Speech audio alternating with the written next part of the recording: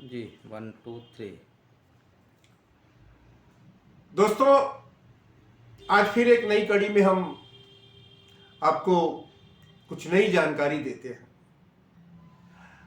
पहली की कड़ी में जानकारी दी गई थी कि सन 1935 में अंग्रेजों के समय में केवल 8 लोगों को, यानी 100 में 8 लोगों को वोट देने का अधिकार मिला था।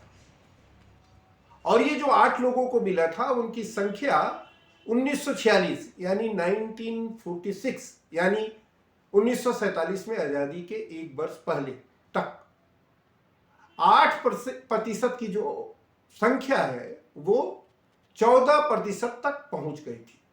100 में 14 लोगों को वोट देने का 1946 तक अधिकार था। 1947 में देश आजाद हुआ और सभी को, यानी सभी वयस्कों को मतदाता माना गया। ये हम और आप सब जानते हैं।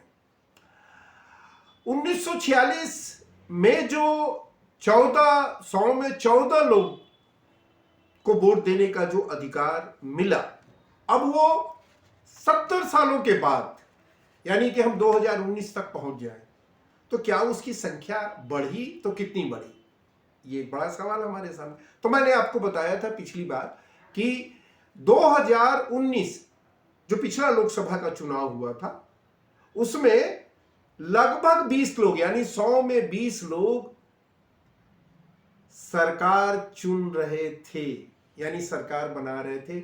303 सीटें भारतीय जनता पार्टी को मिली और वो सरकार बन गई। यानी 100 में 20 लोग की ये भूमिका होती है। अब आगे हम बात करें कि ये तो हुई मतदाताओं की स्थिति। अब क्या जो मतदाता हैं, क्या वो चुनाव भी लड़ सकते हैं? कितने मतदाता हैं जो अब चुनाव लड़ने के योग्य रह गए हैं? एक बड़ा सवाल हमारे सामने आज आता है। इस कड़ी में हम बात करेंगे कि 140 करोड़ में 96.8 यानी कि 96.8 करोड़ मतदाता तो हैं, लेकिन क्या सभी मतदाता चुनाव लड़ सकते हैं? संविधान के अनुसार जो मतदाता है वह लोकसभा और विधानसभा के चुनाव में खड़ा हो सकता है। यह जरूर है कि कुछ अपवाद को छोड़कर, लेकिन संविधान में अधिकार का मिलना क्या महत्व रखता है? और क्या केवल वही महत्व रखता है अधिकार का मिलना? मेरे ख्याल से, और आपको भी बाद में लगेगा जब आगे आपसे हम बात करेंगे तो शायद आपको भी ये बात लगेगी कि केवल संविधान में लिख देने से अधिकार सुरक्षित नहीं रह सकता और वो बहाल नहीं हो सकता। जिसे भी कोई अधिकार है, क्या उसके हालात ऐसे बना दिए जाते हैं कि वह अपने अधिकार का इस्तेमाल ही नहीं कर सके? संविधान कह रहा है कि अधिकार है, लेकिन आपके हालात हम ऐसे बना देंगे कि आप अधिकार के बारे में सोचना ही छोड़ देंगे। आज स्थिति मतदाताओं की, और 90% से ज्यादा मतदाताओं की स्थिति यही हो गई है। क्यों हो गई है, अब इसकी आगे हमको बात समझनी पड़ेगी।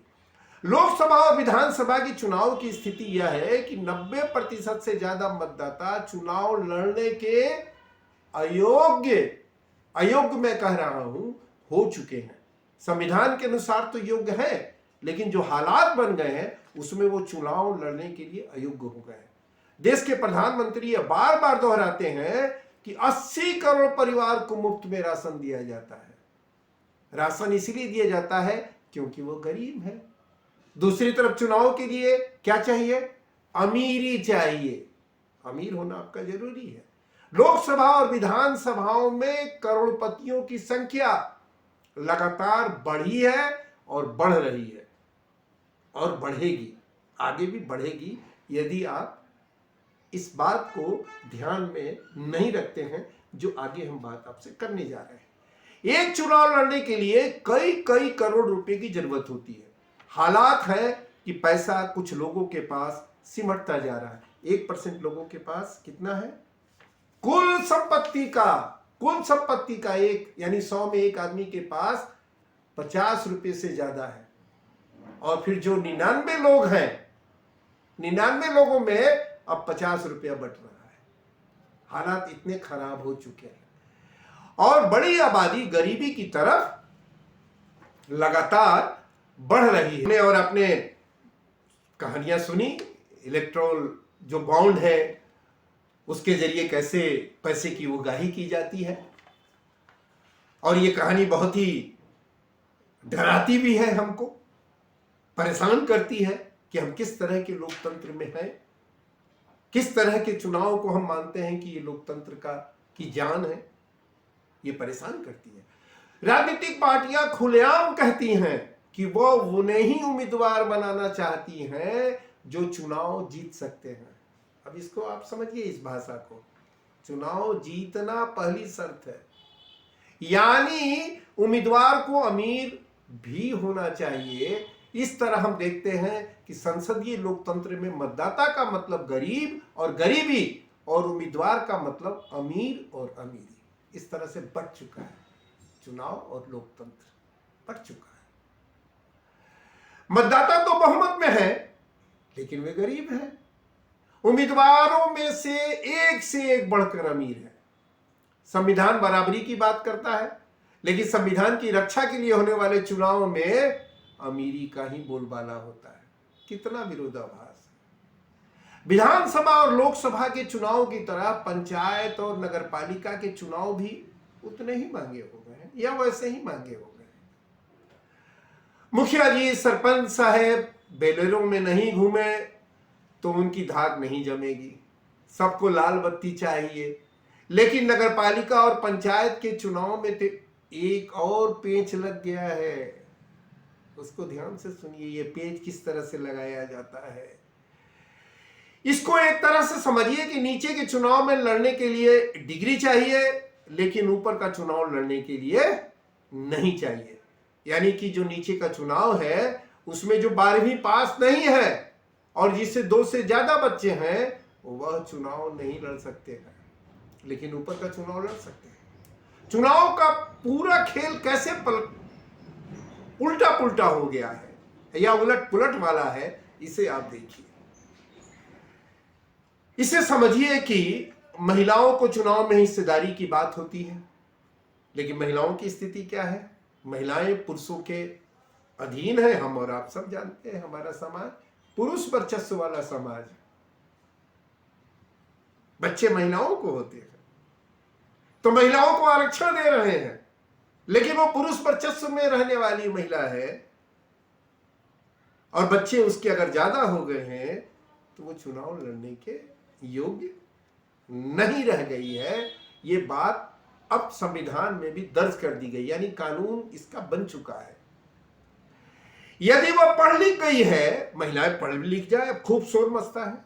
पढ़ने लिखने से तो क्या होता है, केवल अगर उसके पास 2 से ज्यादा बच्चे हो गए तो वो चुनाव से बाहर हो जाती है।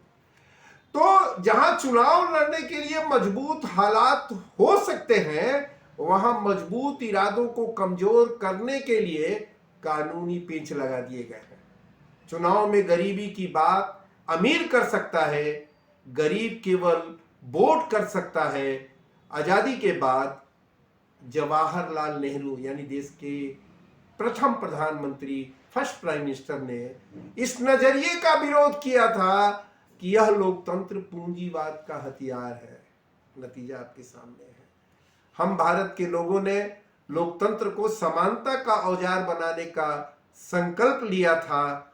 हमें विचार करना है मतदान किसका अधिकार हथियार है और किसका औजार हो सकता है। इस पर आप सोचिएगा। शुक्रिया, धन्यवाद। आपसे फिर अगली कड़ी में हम मिलेंगे।